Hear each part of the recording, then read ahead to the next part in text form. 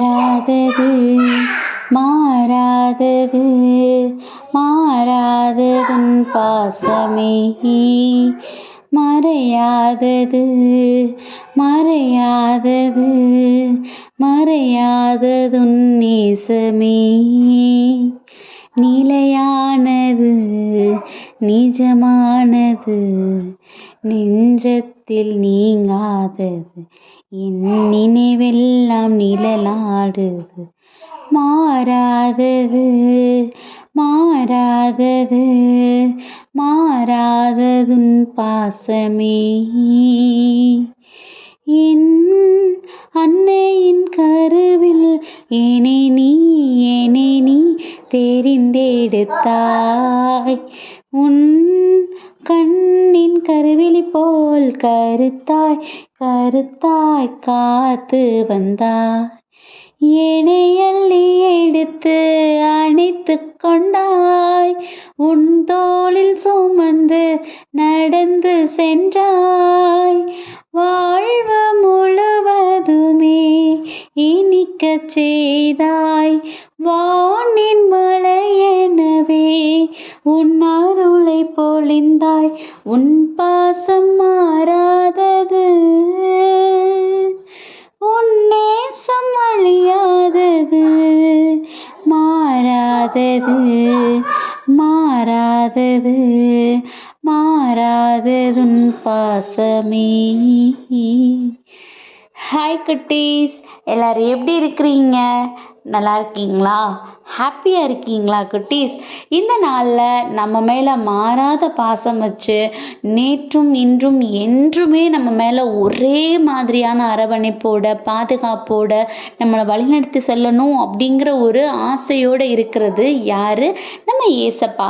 அவங்க நம்ம கூட எப்பயுமே இருக்கிறாங்க அப்படின்னா பின்ன எதுக்கு குட்டீஸ் நீங்கள் கவலைப்படுறீங்க? எல்லாத்தையும் தூக்கி போட்டுட்டு எல்லாவற்றையும் குறித்த கவலையெல்லாம் அவர்கிட்ட ஒப்பு கொடுத்துட்டு எப்பயுமே ஹாப்பியாக இருக்கணும். அதுதான் நம்ம ஏசப்பா மேலே நம்ம நம்பிக்கையாக இருக்கிறோம் அப்படிங்கிறத வெளிப்படுத்தணும்னா அது ஒன்று தான் குட்டீஸ் நமக்கு முடிஞ்சது. ஸோ இந்த நாளையும் கூட எசேக்கியேல் 36:9 உள்ள வசனத்தை பார்த்தோன்னா, இதோ நான் உங்கள் பட்சத்திலிருந்து உங்களை கண்ணோக்குவேன், நீங்கள் பண்படுத்தப்பட்டு விதைக்கப்படுவீர்கள். என்ன சொல்கிறாங்க? இதோ நான் உங்கள் பட்சத்தில் இருந்து உங்களை கண்ணோக்குவேன், நீங்கள் பண்படுத்தப்பட்டு விதைக்கப்படுவீர்கள். ஏசப்பா என்ன சொல்கிறாங்க? இப்பயும் கூட நம்ம பக்கத்தில் அவங்க இருக்கிறாங்க. கண்டிப்பாக அவர் நமக்குரிய எல்லாவற்றையும் அவர் பார்த்துட்டு தான் இருக்காரு. அப்போது ஏன் ஏசப்பா நான் கஷ்டப்படும் போதும் நான் கண்ணீர் சிந்தும் போதும் எனக்கு அதுக்கு பதில் தர மாட்டிக்காரு? அதுக்கு தான் அவர் ஒரு பதில் கொடுக்குறாரு. நீங்கள் கண்டிப்பாக பண்படுத்தப்பட்டு விதைக்கப்படுவீர்கள்னு சொல்கிறாரு. அப்போது ஒரு விஷயம் ப்ராப்பராக நடந்தால் மட்டும்தான் அதற்குரிய பலனும் ப்ராப்பராக கிடைக்கும், அதுக்குரிய வளர்ச்சியும் நிறைவானதாக இருக்கும். அதுதான் ஏசப்பா நம்ம லைஃப்லேயும் ஆசைப்படுறது. நம்ம லைஃப்பில் இப்போ நிறைய கஷ்டங்கள், கவலை, கண்ணீர், எதிர்பார்ப்பு எல்லாமே கூட இருக்கலாம். அது எல்லாமே உடனே சரிப்படுத்திட்டா ஒருவேளை அதோடைய வளர்ச்சியில் நம்ம சில மாற்றங்களை கொண்டுட்டு வந்துடுவோம் போல் நம்மளுடைய யோசனையில். அதனால ஏசப்பா என்ன பண்ணுறாங்க? இன்னும் கூட நீ அது எதனால் நீ இப்போ கஷ்டப்படுற, எதனால் நீ இப்படி இருக்குங்கிறது கொஞ்சம் யோசி. கண்டிப்பாக அதன் பின் உனக்கு கிடைக்கக்கூடிய நிறைவு நிச்சயமாக நல்ல ஒரு எதிர்காலத்தை உனக்கு கொண்டு வந்து சேர்க்கும்னு நம்மளை பார்த்து சொல்கிறாங்க. அதுதான் இந்த வசனமும் கூட.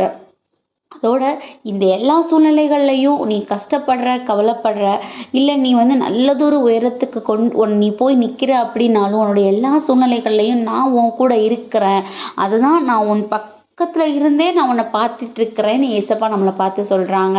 ஸோ நம்ம கவலையில் நம்ம அவளை எவ்வளோக்கு எவ்வளோ அதிகமாக தேடுறோமோ, நம்ம நல்ல நிலைமைக்கு வந்ததுக்கப்புறமும் நம்மளால் இது நடந்ததுன்னு ஏசப்பாவை தூக்கி போட்டுறாமல், ஏசப்பா எப்பயும் நம்ம கூட இருக்கிறாங்க, நம்மளுடைய வளர்ச்சியை பார்த்துட்ருக்காங்கங்கிறத நம்ம உணர்ந்து அதன்படி நம்ம அவருடைய செல்ல பிள்ளைகளாக இருக்கணும் அப்படிங்கிறது தான் ஏசப்பாவுடைய ஆசையும் கூட. ஸோ அதுக்காக ஏசப்பாட்ட நம்மளை ஒப்பு கொடுத்து ப்ரேயர் பண்ணுவோமா? அன்பான ஆண்டவர், இந்த நேரத்திற்காக நன்றியப்பா. தகப்பட இந்த நேரத்துலையும் கூட நீங்கள் எங்கள் பக்கத்தில் இருந்து எங்களை பார்த்துட்ருக்கீங்க.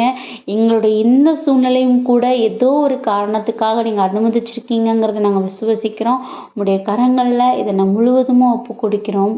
ஆமீன்.